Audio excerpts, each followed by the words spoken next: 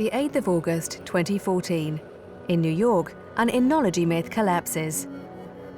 The court sentenced one of the most flamboyant characters in the wine world to 10 years imprisonment. It was the trial of the United States versus Rudy Kurniawan, 37, who became the largest wine forger of all time. He was gifted with extraordinary abilities, with a far more developed palate than the average person. For years, he put this gift to use for an international scam. He managed to sell an astronomical amount of bottles of the best vintages on the market, all recreated by himself. A fraud that amounted to tens of millions of dollars. It took the obstinacy of all the world's leading experts, such as Michael Egan, to successfully bring down the genius swindler. I think Rudy Kurniawan had a great eye for detail and a great understanding of what constituted an old bottle. So I think he was quite a genius. Rudy Kurniawan, a very mysterious man with multiple identities whose past we know nothing about. Out of nowhere, with 9 different passports in hand, he became a master at the game of deception. We're going to tell you the story of this chameleon who infiltrated the wine world at a spectacular speed and eluded the American Justice Department for almost a decade. He was manipulative because he knew how to develop that persona that would give him credibility in the very fine wine world, which would then allow him to sell extraordinarily large quantities of wine, and people would trust him because of it. A complete mystery still exists around Rudy Kurniawan. Nothing is known about his past. Nothing is known about his personality. One man spent several years of his life hunting him down. Not bad. Nothing predestined this seemingly dandyish winemaker to become a shock detective. This French wine producer found himself at the center of one of the biggest scandals ever seen in the history of wine, because Rudy Kurniawan made the mistake of copying one of his rarest vintages. To flush him out, Laurent Ponceau tracked him around the world. It was a good imitation. The labels were made from the same paper using the same ink. The logo was very well reproduced, which was complicated. It was a substantial job. We've attempted to unravel the Kurniawan mystery. To lift the veil on this enigmatic personality, we've managed to meet some key witnesses to this romantic story who have never before spoken about it on television. The New York attorney who followed the case. The leading expert who has analyzed hundreds of fake bottles. All agreed to tell us the details of their investigation. Douglas Barzilay was the first collector to have expressed doubts over the authenticity of Kurniawan certified wines. Jerome Mooney, the forger's lawyer, will be his spokesman. All of them crossed paths with this wine expert. Behind this exterior hid a man who was full of contradictions and seeking recognition. An investigation into an incredible story which will take us all over the world. Dive into the secret world of Rudy Kurniawan.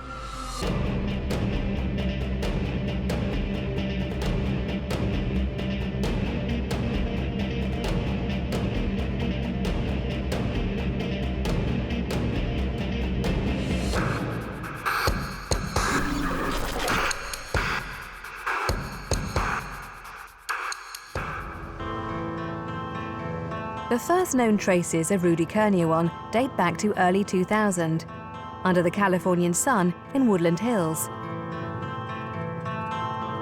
an outlying district of Los Angeles, an hour's drive from the city center. It was here, in this renowned wine shop, that the incredible story of the young Asian seemed to start. He was 24 years old when he pushed open the store's door, a bottle of wine in hand. The young Rudy Kurniawan, shy, headed for reception. He hadn't come to buy some wine, but to sell his bottle. Kyle would become very close to the young man. He agreed to go back to the path of Rudy Kurniawan for the first time on camera.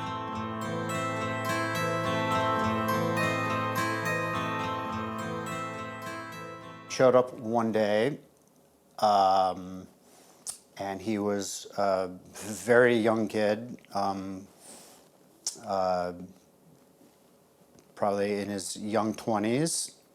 His first request to me was that he had bought a good deal of 1998 California Cabernets from another merchant, and he came to find out that that was not a good vintage and wanted to sell them to me. Kyle didn't imagine at the time he was dealing with someone who would become the greatest wine forger in history. Beneath his naive exterior, the young Rudy seemed, at this point, to simply want to deepen his knowledge on Grand Cru. His visits to the shop increased. He asked the seller many questions. So Kyle and his colleague Paul Wasserman, one of California's most renowned wine experts, became friends with this very curious young man. Rudy wanted to know everything about French wines, their taste, their grape varieties, and their vinification. It was good timing. The two sellers are encyclopedic. Paul Wasserman, the great Burgundy taster, was part of our team, and we started to encourage him to venture out into Burgundy. I think Rudy was a person looking for something in life that could be important to him and something that he could excel at, something that he was better at than other people. And he began to see, Rudy Kurniawan, can be somebody important in particular circles. Rudy progressed very quickly. In just 6 months, his palate had developed spectacularly. The student proved gifted. His senses were overdeveloped, and his ability to remember far higher than average. He'd taste, smell, savor, and take notes to memorize the aromas, colors, vintages, and Grand Cru. A godsend he would later exploit. He had an exceptional memory. He knew the Bordeaux and Burgundy appellations by heart, while there are over 100 appellations on a small strip of land. There's actually like a scientific word for this group of people called super tasters, who actually have a higher, density of taste buds than most people. I'm not sure what the exact percentage is, but it's a small percentage. And then the percentage of those who happen to gravitate towards wine as their way to express that talent, is even smaller. Rudy Kurniawan did not only improve his knowledge of wine, he also questioned his two mentors on the great French vintages market, in search of the nuggets still not recognized in the United States. At this point, it was the Grand Cru from Bordeaux which were in. In the early 2000s, only a handful of Americans bet on Burgundy. This was the case of Douglas Barsley, one of the first renowned collectors who wanted to make his compatriots discover great Burgundy wines. He is a key witness in our story because he would play an active role in the rise and fall of Kurniawan.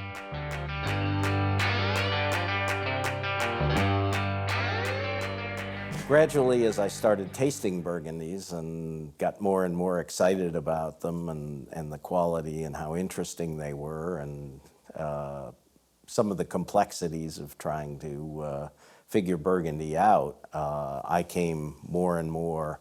When I started buying wines for myself, probably the large majority of my cellar was Bordeaux, and today it's mostly Burgundy. And a lot of other people in the US have been making that same transition. In 2001, the young 25-year-old Rudy understood that this new Burgundy trend could be very lucrative.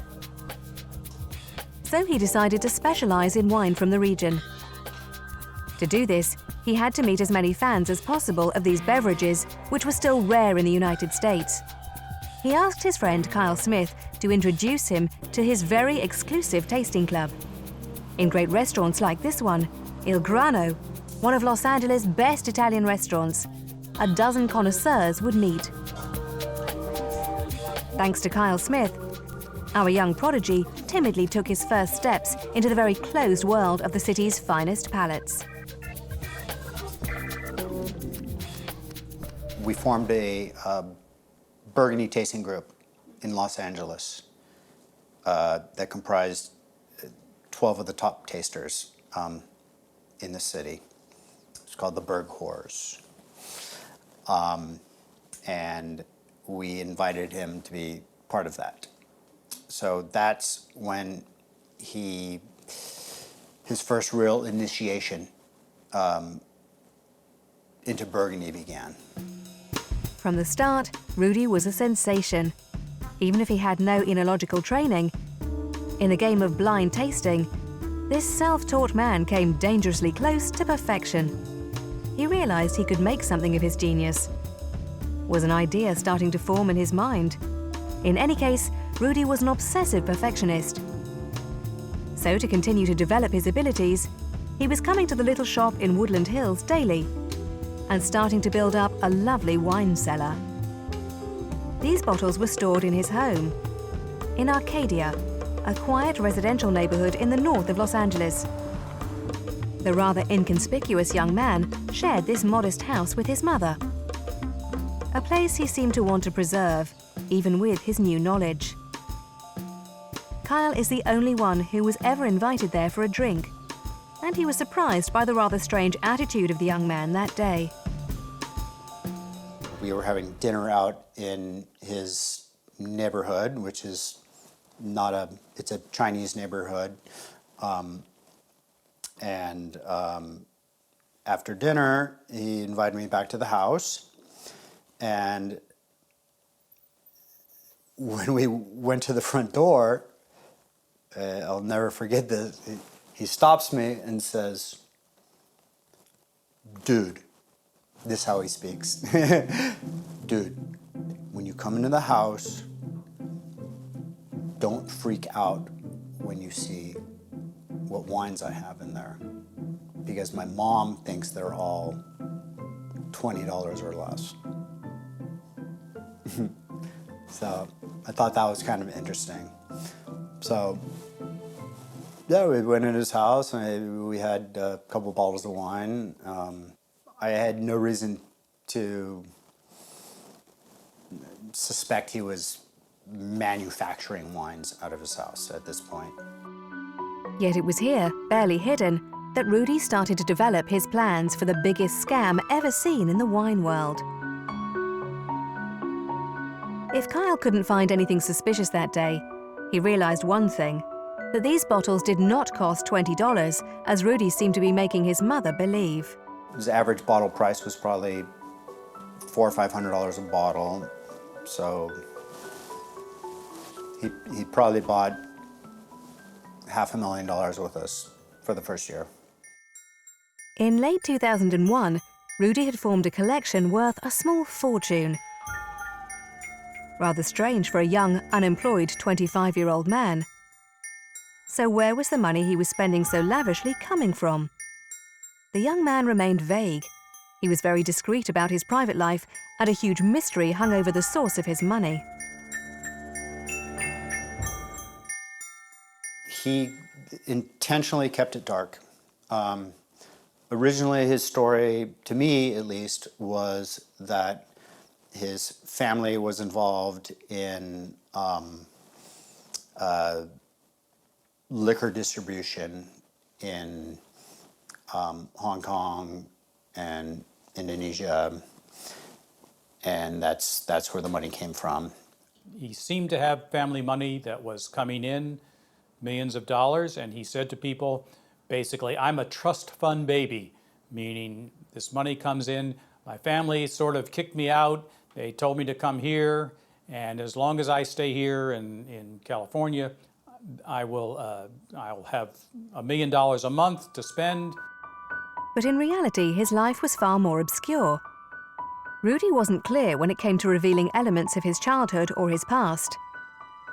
At times, he presented himself as an Indonesian annuitant who'd come to the United States to study. Another time, it was to become a golfer, or because he was a political exile, versions which changed regularly, a shaky or even confused history. But strangely, nobody worried about it. His lawyer, Mr. Jerome Mooney, exceptionally agreed to go back to the case. he is still defending the thesis of a spoiled child who could buy himself anything. The family had money, and the family had sent money to him. So the first $4 or $5 million that he spent on buying wine was money that came from the family. I suspect, from what I've seen, that he was being provided with money, more like maybe $1 million or $2 million a year, which is still a lot of money.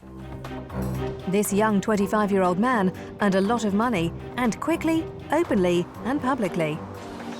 And the place he spent most of it was in auctions, where the most expensive nectars could be found.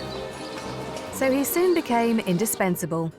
I already have 350. Bravo! The best vintages, being rare in their very essence, are very speculative products. Prices can quickly soar, especially with very wealthy connoisseurs. Auctions can reach up to tens of thousands of dollars.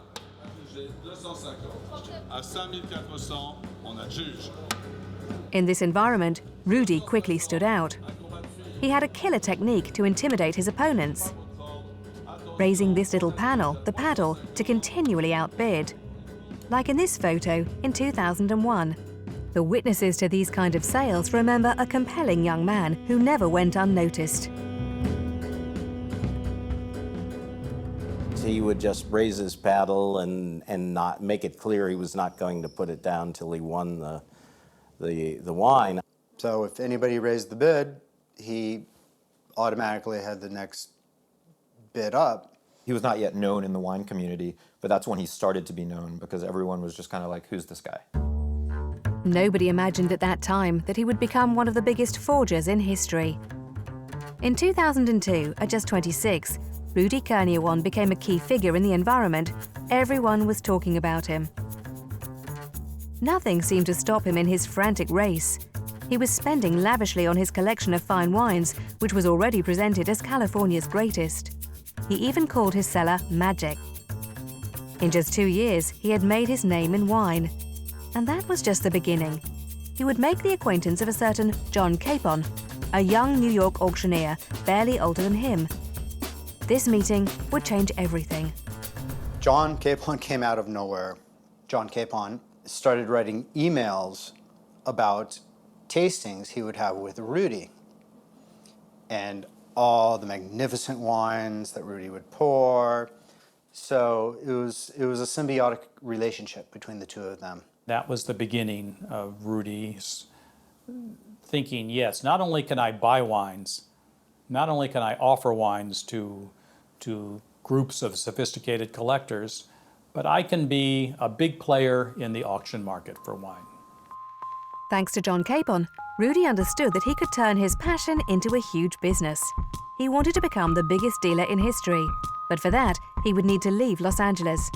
The largest auction houses breaking all the records on the West Coast were in Manhattan.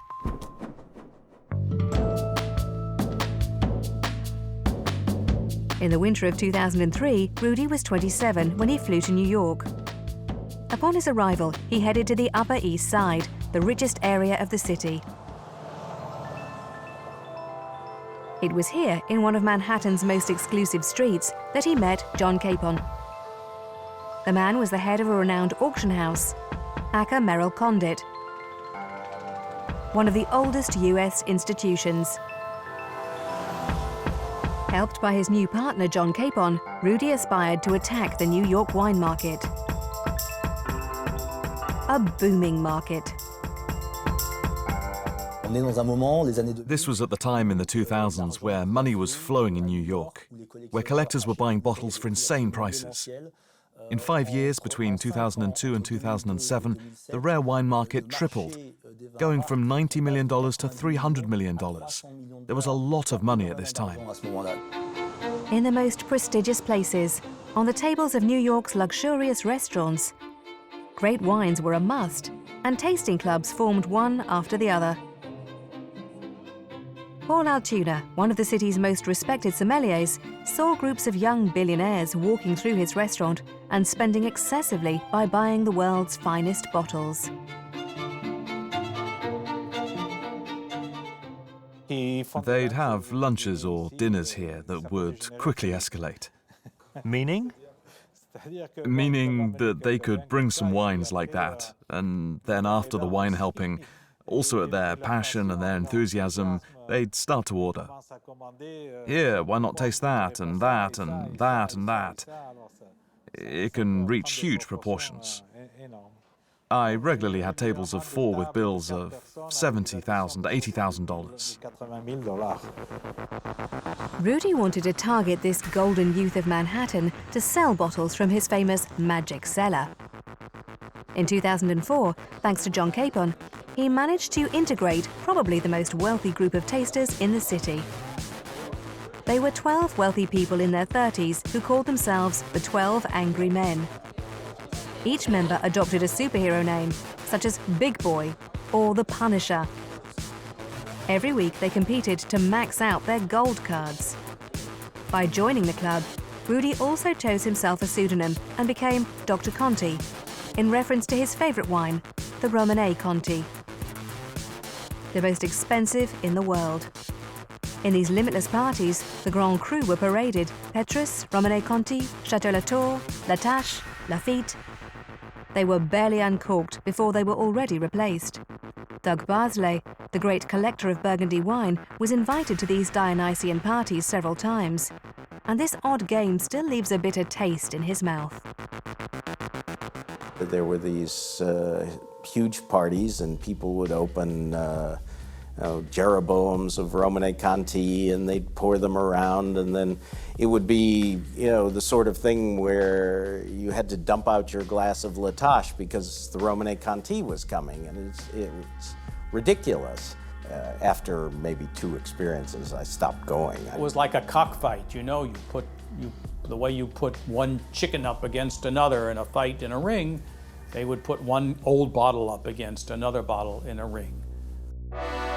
The members of the group loved bragging indecently about their excess on the internet. They brandished the bottles like trophies, which they posted on their blogs. The provocative Rudy also didn't hesitate to show off on the net. And not just anywhere. On the site of the famous wine critic Robert Parker, considered as the most influential in the world. On the 24th of October 2004, he recounted his exploits: 4 intensive days of wine tasting with his group. I just had a wonderful time in New York with some great friends. The great John Capon was slumped on the sofa, eyes closed, but his hands continued to hold on to a 1962 wine a little awkwardly. That's why he's the great John Capon. And if he copied the habits of his new millionaire friends, it was to blend into their environment. Rudy was fascinated by these young, rich 30-somethings. So to become like them, he gradually transformed. Like a chameleon, he adopted the same gestures, imitated their mannerisms, copied their dress codes, and slowly changed his appearance. Rudy was driving, I think, Lamborghinis and, wearing white leather jackets. I mean, he was kind of a flashy, quiet but flashy character. He was buying suits, he was buying jewelry, he was buying whatever he bought, but he lived the good life. Well, it's something about the chameleon changing its colors, He instinctively knew which psychological buttons to push in people to make them his friends. He gradually slipped into the skin of this wealthy character and easily integrated himself into this flashy environment. Rudy, the lonely young man, increasingly gained confidence.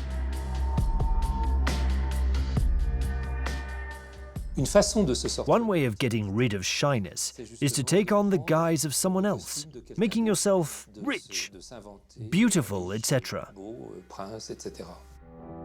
And this new character would become more and more arrogant. In 1 year, he got the upper hand on the group and even became the leader of the 12 Angry Men. In 2005, the young 29-year-old collector fascinated many and became the icon of this generation of high rollers. His technique to retain power, to bring increasingly rare bottles to the dinners. It's interesting, the 12 Angry Men, Rudy was sort of the leader. He was the leader, really, and they all admired him. And it was again, oh, here comes Rudy. Rudy's coming to this dinner. What's Rudy going to bring? What incredible old wine that none of us have ever seen before will he bring? Someone who said, "You're looking for the best vintages, but I know how we can have them." He's someone you want to trust, because it's not simply confidence that he shows. It's the fact that you want to trust in them because they render a service and because they are the people realizing our dreams. But what does it take to make people dream? Behind the bidding up of ever more prestigious bottles, there was certainly an explanation. It was at this time Rudy developed a rather surprising obsession, which should have set off a warning. After each tasting, he asked for the empty bottles to be returned to him. Rudy would say to the sommelier, the wine director, "I want those bottles back, those empty bottles. Please FedEx them to my home in Arcadia. I want you to be sure to wash them clean, but not to cause any damage to them." He was so insistent that he would go as far as getting angry at a restaurant, for example, which had sent out poorly packaged and broken bottles. This was something that would set him off, that the bottles were broken. Kyle Smith would be a witness to this strange behavior. After a dinner, he took a bottle of Romanée-Conti away with him. Kyle would then discover a side of Rudy which he didn't know. For a simple empty bottle, his friend went into a rage. Very intriguing.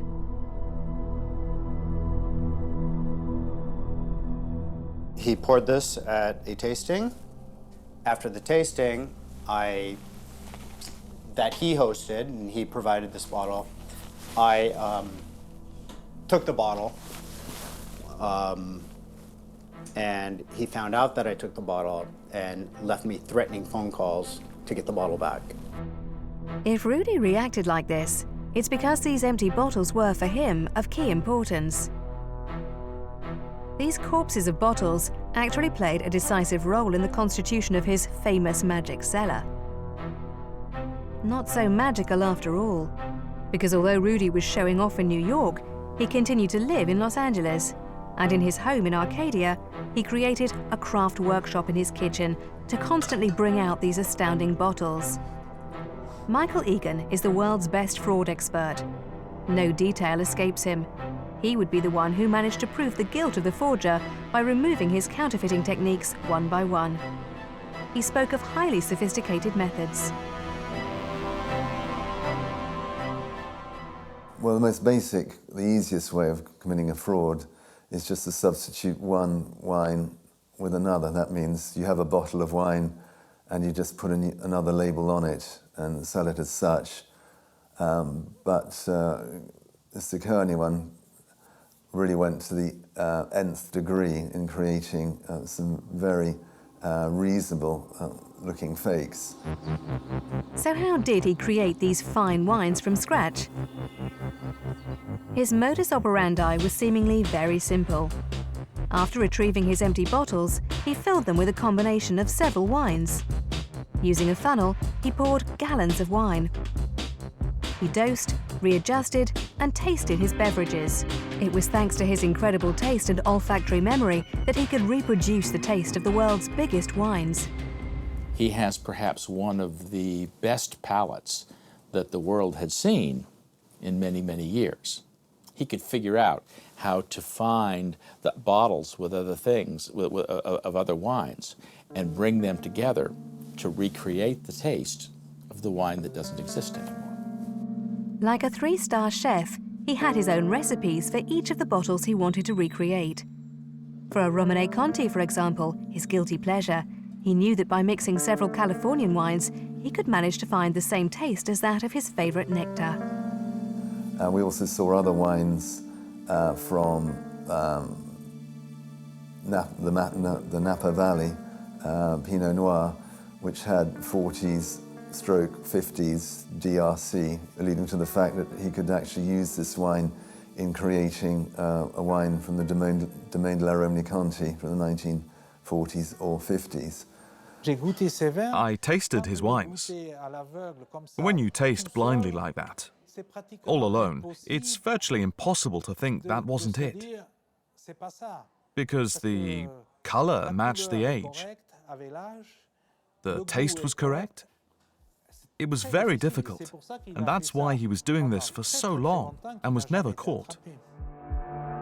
After he loaded the contents into his container, the label came first. Using photocopying and editing software, Rudy the perfectionist managed to recreate the labels of the oldest wines. He actually treated the labels to make them look older, and we saw a lot of labels that he was experimenting on in his house, either by putting them in the oven or putting liquids on them, just to get that right degree of antiquity. Last crucial step, the cork. Thanks to a blade corkscrew, Rudy emptied and refilled bottles without ever piercing the cork. All that remained was to put wax around it for the illusion to be perfect. In this document, seized after Rudy Kurniawan's arrest, the names of the rarest Grand Cru are listed. A kind of to-do list, an inventory of the vintages to be reproduced. But perhaps he should have been more careful. Over the months, the forger perfected and tested his creations on his acolytes. Then, in late 2005, he was finally ready to launch his global scam.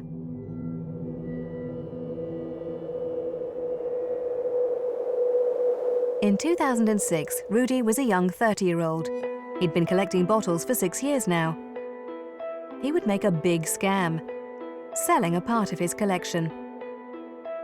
Thanks to John Capon, Rudy organized 2 anthological sales, which he called The Cellar. 2 sales at 6-month intervals, with all the elites of the wine world present, the most influential critics, and the biggest collectors ready to put down their money to catch a glimpse of Kurniawan's magical cellar. I was at both auctions,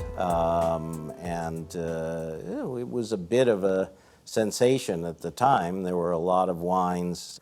Well, it was this emerging class of collectors that I've talked about, people who were very interested in buying the greatest wines in the world and serving them at various parties and events.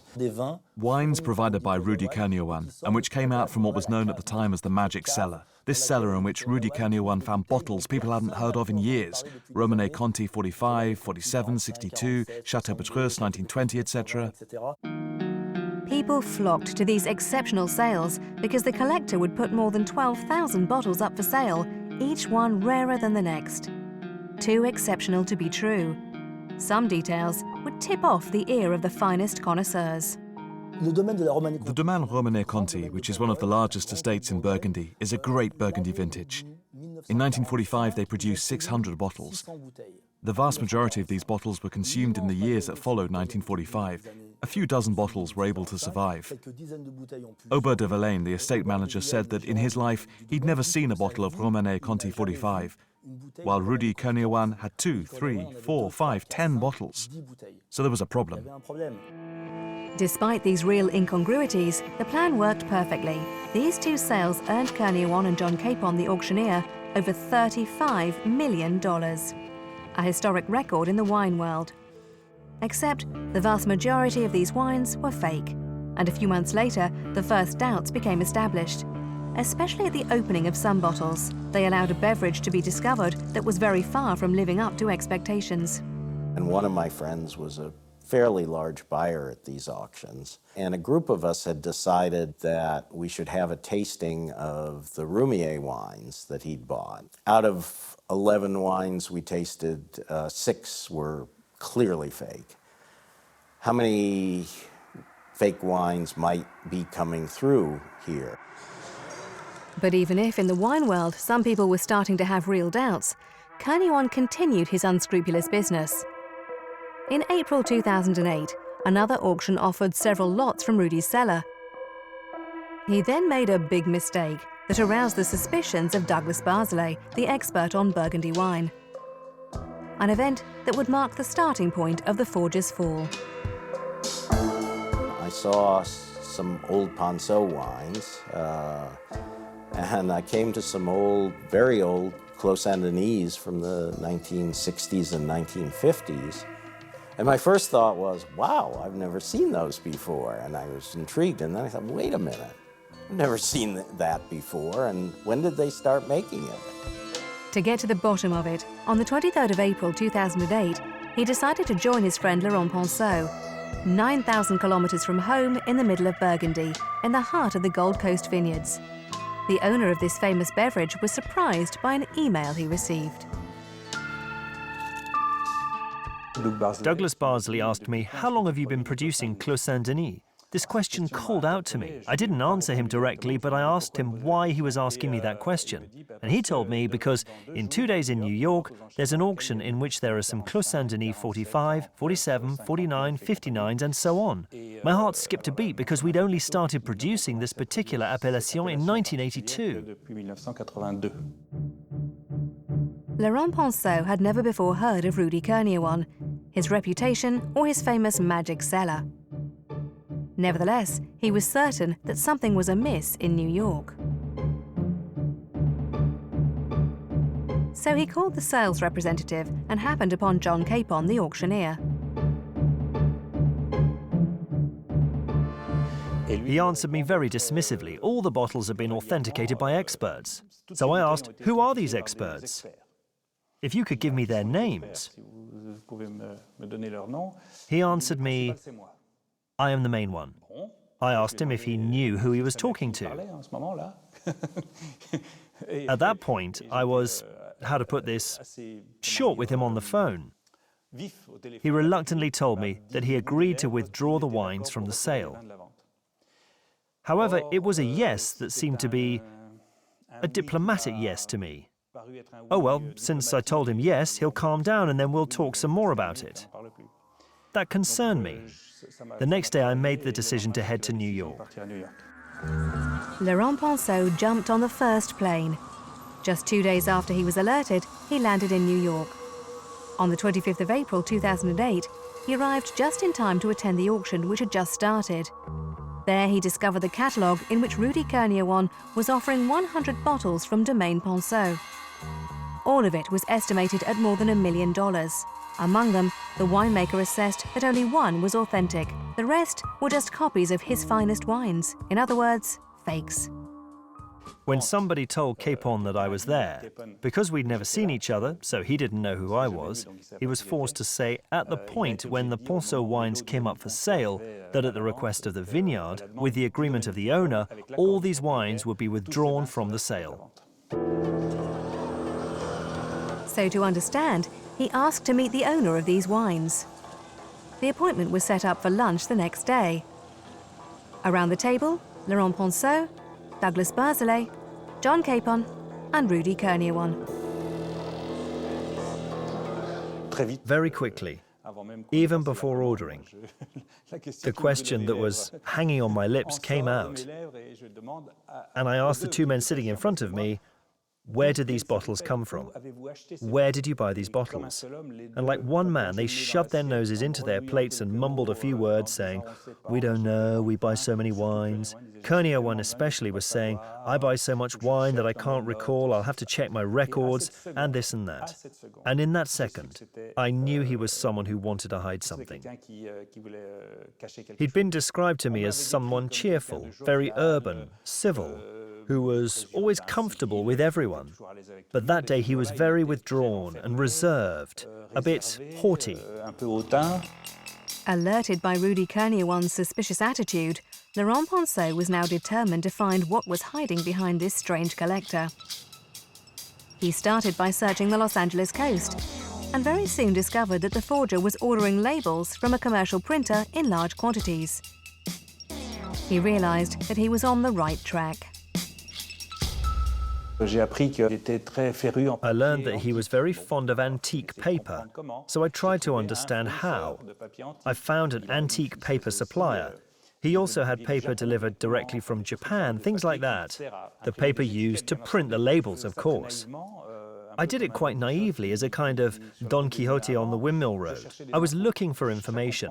I was trying to understand who he was and what he was doing. I walked almost all over the world because there were links that took me to Asia, one to Europe.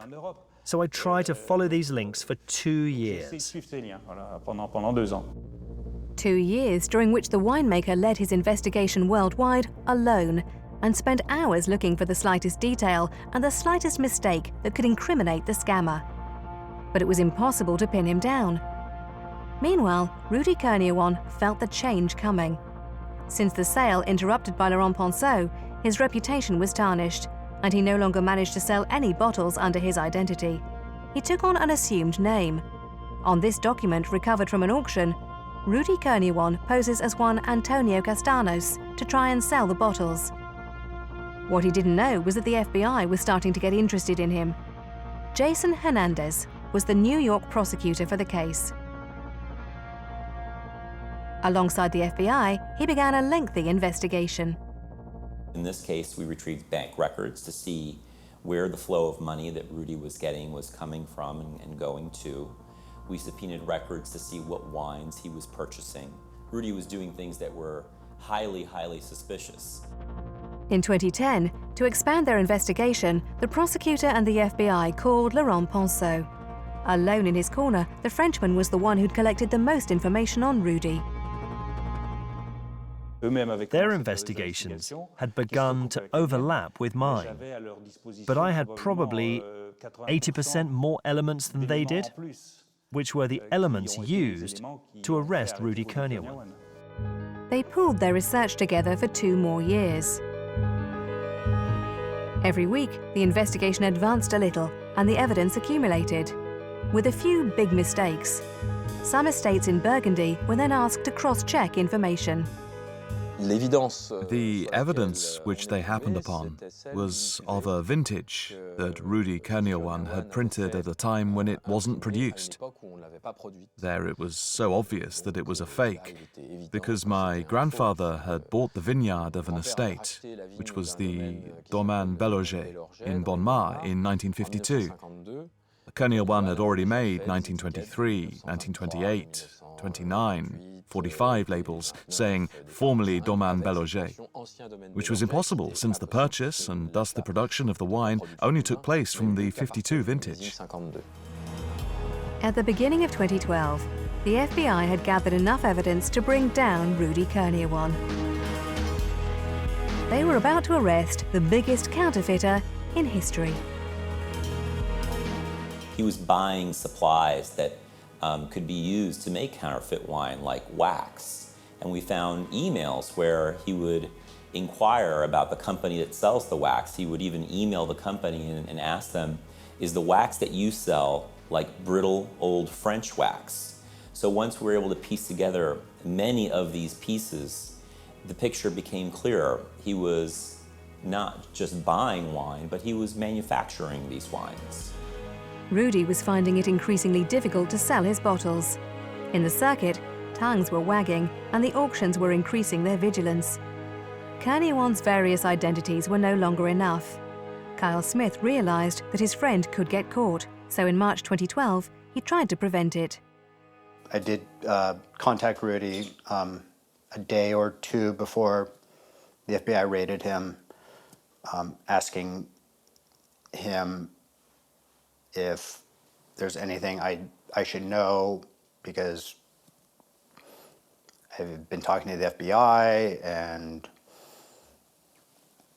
I don't want to falsely incriminate you, but from what I know or from what I feel, something's not right here.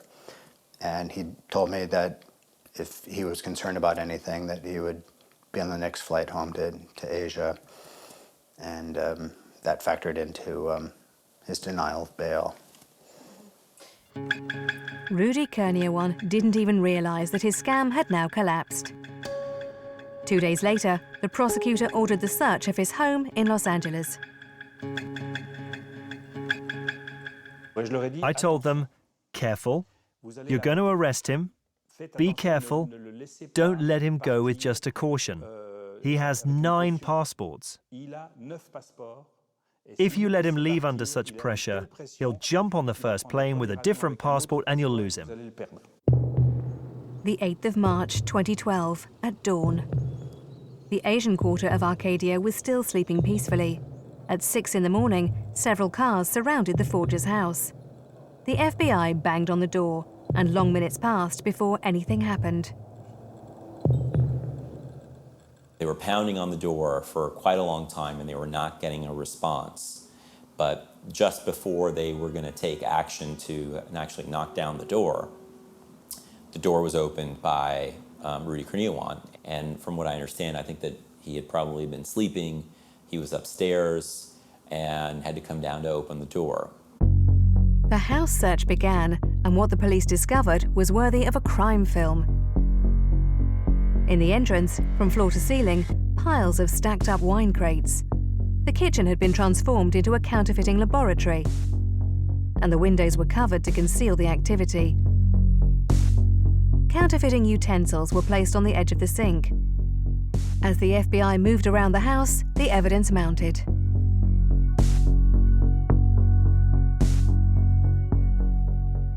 We even found some bottles in the kitchen sink that had been filled with water so that the labels could soak off. There were bottles in almost every room of the house, and they were in different stages of being counterfeited.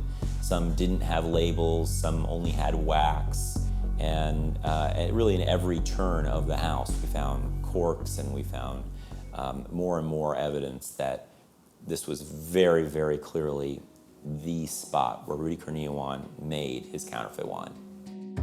In the drawers, 19,000 labels representing the 27 best wines in the world. This cupboard was completely filled with spray adhesive to stick them. Dozens of stamps bearing the logos of the biggest domains, hundreds and hundreds of corks of Grand Cru, and 200 bottles stacked on the shelves, the ground, in every corner of the house. That day, Rudy Kurniawan remained silent. Rudy, I think, was surprised to be arrested. I don't think he had any idea that the FBI was going to arrest him. But he didn't confess, and he really didn't say anything to the FBI the morning of the arrest. He mostly chose to remain silent, which is his right. Yet the evidence was overwhelming. Kurniawan was immediately arrested and sent to a detention center in Brooklyn, New York. And Michael Egan was urgently called to appraise all the bottles and the thousands of labels found in the house. The expert has exceptionally agreed to reveal some pieces of evidence found in the counterfeiter's home.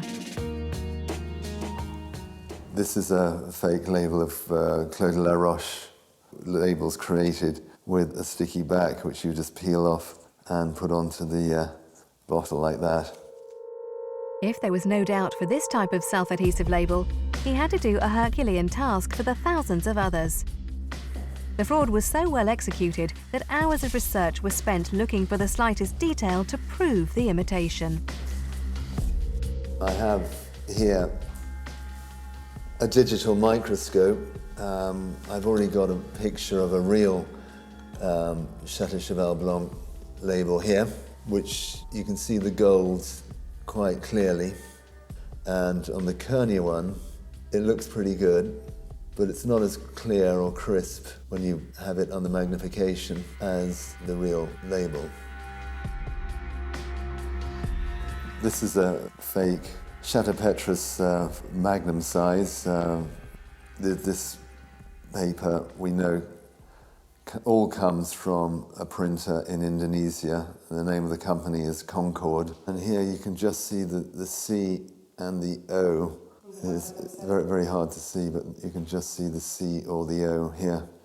And this company only began printing in 1982, or producing paper, sorry, in 1982. So there's no way a company created in 1982 could create an original Chateau Petrus label. For weeks, the expert checked over 200 bottles signed by Kurniawan. Each batch of labels was carefully scrutinized to dissemble the counterfeiting techniques one by one. Late 2013, the file was finally ready. The case is the United States versus Rudy Kurniawan. On the 9th of December 2013, the forger's trial began in New York. After over 20 months behind bars, Kurniawan looks nothing like the high-powered and irreproachable man he was when he was arrested. The forger's face had changed. He was now calm and silent. He lost a lot of weight in prison. He looked gaunt. Rudy Kurniawan had this chubby face with plump cheeks, but he was really emaciated. He was wearing big black glasses which were eating his face. And most importantly, he didn't seem to realize the magnitude of the charge. Dozens of witnesses took the stand. The forged bottles were displayed one by one, and the charges fell progressively. But the accused showed no signs of remorse. Our eyes met, of course, and he smiled at me and gave me a nod and a sign of complicity. But already from the benches at the back of the room, I'd had a feeling, which was confirmed to me at that point, that he was in complete denial of reality. He was very relaxed. He was scribbling things. He seemed quite detached from what was happening. From time to time, he'd cast a glance around without really worrying about anything whatsoever. The inability to recognize that he had been exposed until the end, until the moment the axe falls. This is actually denial. Kurniawan was denying reality. Almost unsurprisingly, he pleaded not guilty. But with the clear evidence found at his home, it was hard for his lawyers to form a strong defense. They charged him with having sold counterfeit wines through auction and in private sale to a number of different individuals, and then they charged him with having made misrepresentations in obtaining a $3 million loan from a finance company. Well, he said not guilty. I mean, that's the way our system works. So he said, I'm not guilty, and then it became the government's obligation to prove it. And from there we started the fight. Rudy Kurniawan's lawyers had great difficulty in finding a line of defense. Rudy pleaded not guilty, so they had to provide proof that he wasn't guilty. 19,000 labels, fake labels of Grand Cru, were found in his home. His lawyer, Jérôme Mounier, explained that these labels had been used to line the walls of his new home, because he was such a wine lover that he wanted a tapestry made from thousands of Grand Cru labels. That obviously made the judges, the audience, the lawyers laugh. There really was no defense. The scammer could have been sentenced to 40 years in prison. It was eventually 10. On the 8th of August 2013, the verdict finally fell. And just as the verdict was announced, I kept my eyes on him because I really wanted to see his reaction. I was right behind him. I thought I could feel his shoulders fall a little at that point, as if he realized, that's it. I'm doomed. He wanted to play to the end, and he'd obviously lost. A complete mystery remains around Rudy Kurniawan. We have no idea what his past is, what his personality is. In this story, Rudy Kurniawan fell alone. Did he have any accomplices, or did he act without anyone's help? If everyone has their own idea on the matter, only Rudy Kurniawan knows the truth. As for the bottles created by the forger, it's impossible to know how many lie dormant in the cellars of the biggest collectors and are still circulating in auctions.